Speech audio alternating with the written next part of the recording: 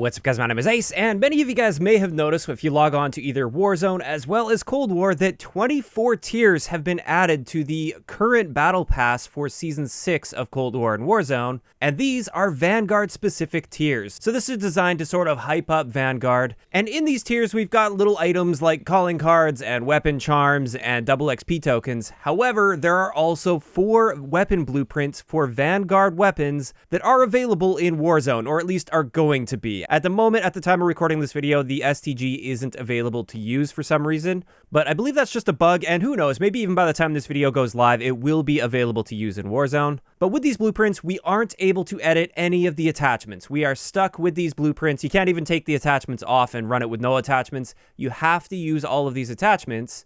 However, if you use these weapon blueprints, you can level up the weapon in the background, even though you can't access those attachments. And that way, when Vanguard actually releases, those weapon levels will stick with you. So you can actually have a gun fully leveled up by the time Vanguard launches, which is interesting.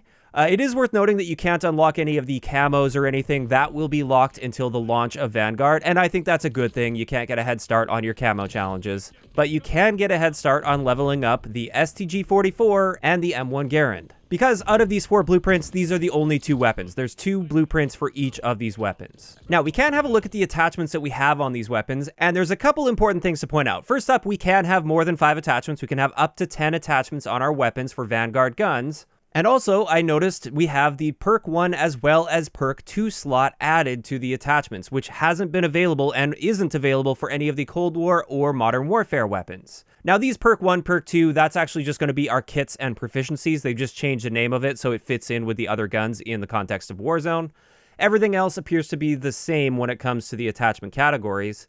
Although it is worth mentioning, it looks like the laser attachments for Vanguard weapons are actually going to be our ammo types, because we didn't have access to laser attachments in World War II, and therefore that was just that spare slot, so that's where they're putting ammo types, apparently. And we'll just have to wait and see how this ends up being balanced out. As long as they have proper downsides with many of the attachments, this could potentially be just fine and relatively balanced with the 5 attachment weapons from Cold War and Modern Warfare. At the same time, they could take it the other direction where having up to 10 attachments could just make them far more powerful, and I actually kind of feel like that may be the case because they generally want to push the newest game. They did this with Cold War where they made all the Cold War weapons way more powerful than the Modern Warfare weapons for most of the life cycle after the integration of Cold War into Warzone.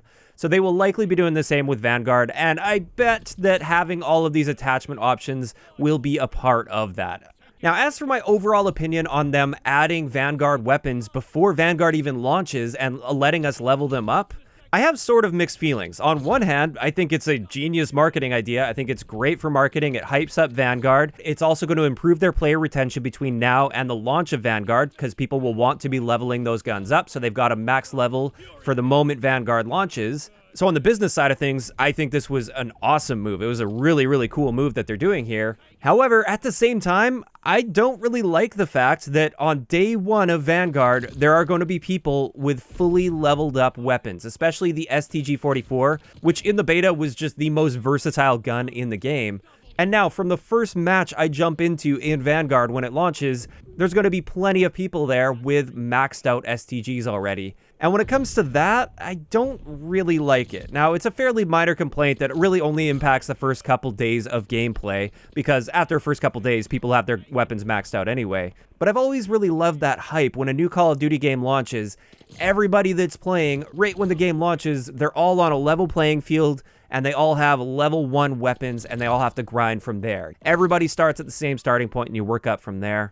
Again, like I said, I don't think it's going to be a massive issue, and also it is worth noting that these are free. These are in the free tiers. You don't need to buy the Battle Pass. You don't need to pay for these blueprints or anything. You just have to play the game to unlock them. I just feel like it could take away from the launch day experience a little bit. But those are just my opinions. I'd love to hear in the comment section below, what do you guys think about the addition of these new blueprints and Vanguard tiers several weeks before Vanguard even releases? Do you think this was a good idea? Are you happy to see this? Are you excited to be grinding the levels on these guns before Vanguard launches?